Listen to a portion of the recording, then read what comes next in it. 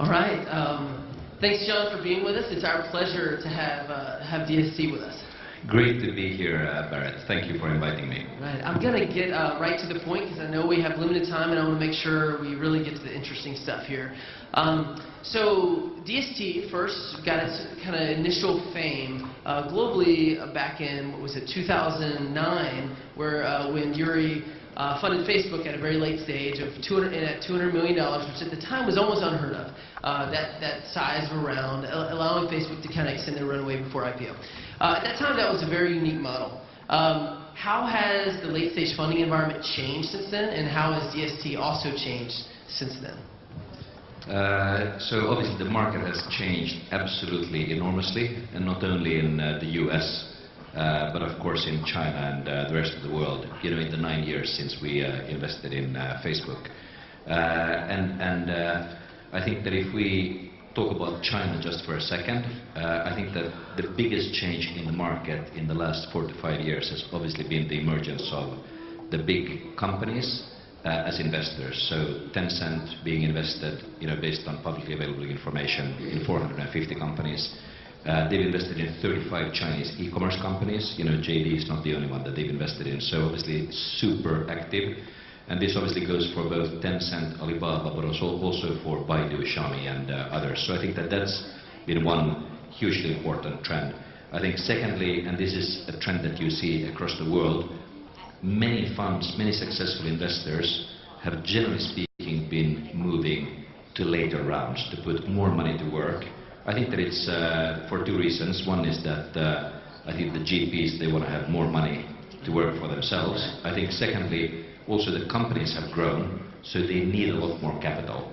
You know, internet companies are taking a bigger share of the GDP, so you know, in order to be sort of supportive of them, they just have to raise a lot more money, and that's why these funds have grown in size.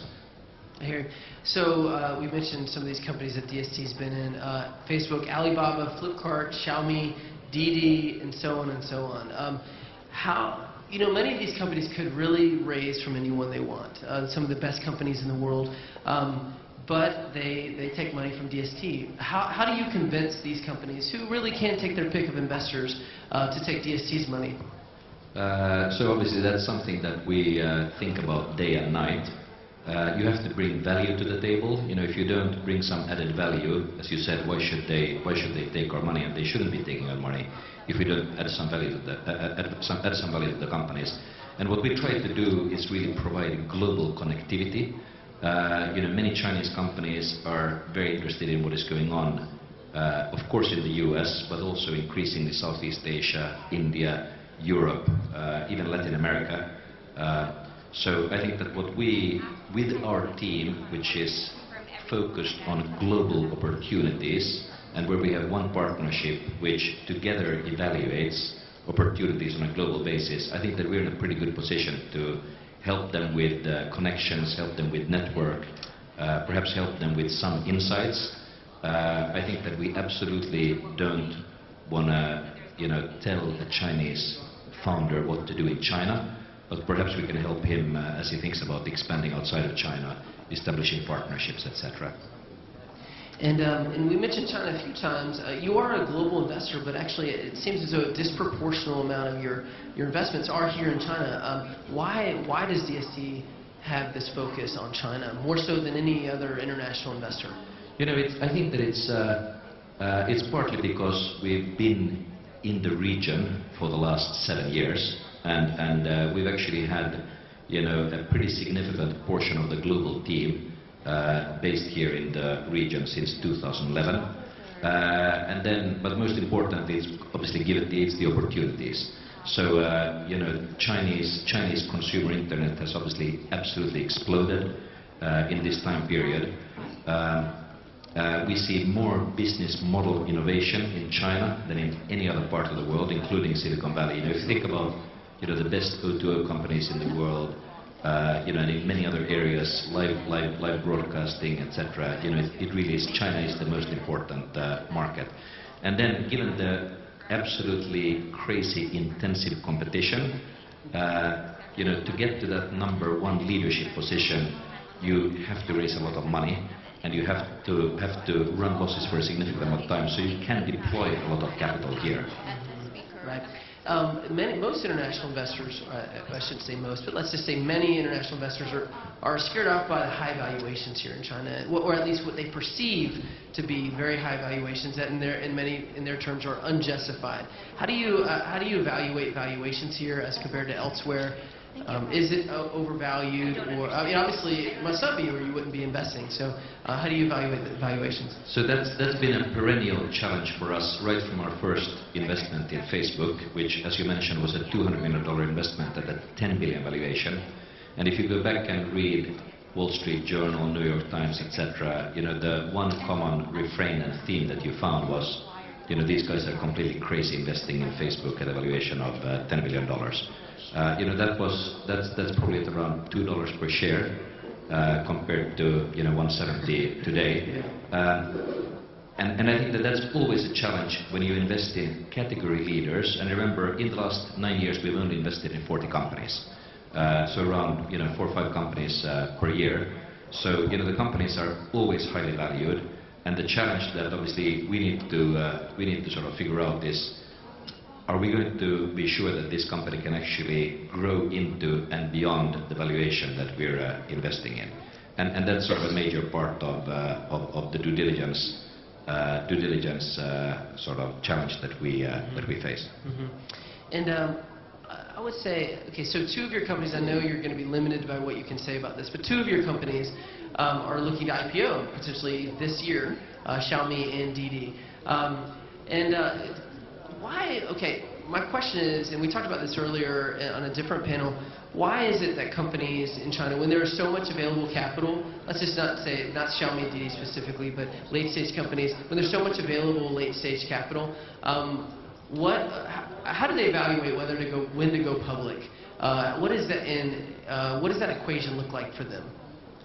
I think that I absolutely don't want to sort of draw too broad brushes here, because it's a decision which is very much done on a company by company basis, and obviously the company and the board and the founder and the management team, they spend a lot of time thinking about when is the right time. So I think that it's really different from company to company, but I would say that still for many of these companies, having a public currency makes mergers and acquisitions easier.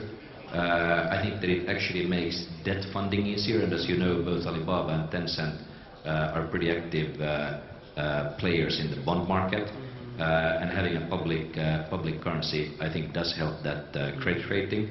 I think that for many early employees or employees in general, I think that they sort of see that as an opportunity to monetize at least part of their part of the hard work that they have put into the company. So I think that it's the same reasons that most companies would be thinking of when they go to the public market. I think that the big difference is that now there's been a very competitive private market, right, alongside that. Yeah, my next question is exactly about that. There's so much late-stage capital. Now we have SoftBank with a $100 billion fund. How does that impact?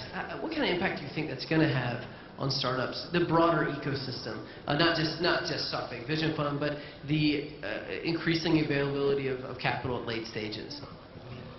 So I think that it's very difficult to tell. We'll see in the next couple of years, and I think that it's going to be very interesting.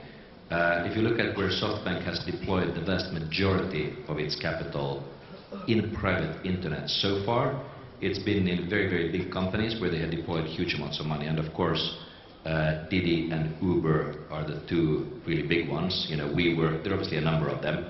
But I think that they have chosen to go into companies where there has been very significant need for fresh capital.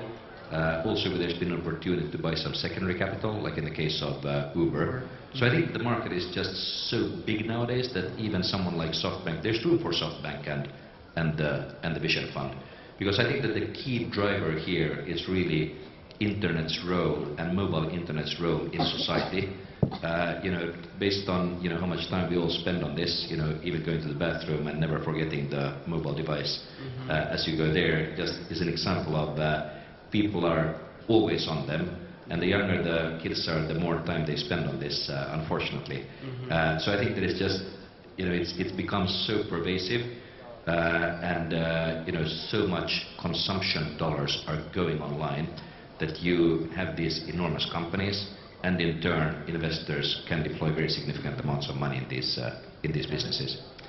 What countries outside of China and the U.S. do you think that do either you think other investors should be paying more attention to, or do you at DST are starting to look at a little bit more closely? What other countries other than China and the U.S.? So given our consumer internet focus, we have always focused on really the big geographies. So initially the U.S., Europe, and China. But in the last 2-3 years, we've also been relatively active investors in places like India, Indonesia, Brazil. And I think that these are definitely 3 markets where we're going to see a lot of activity going forward. Right on.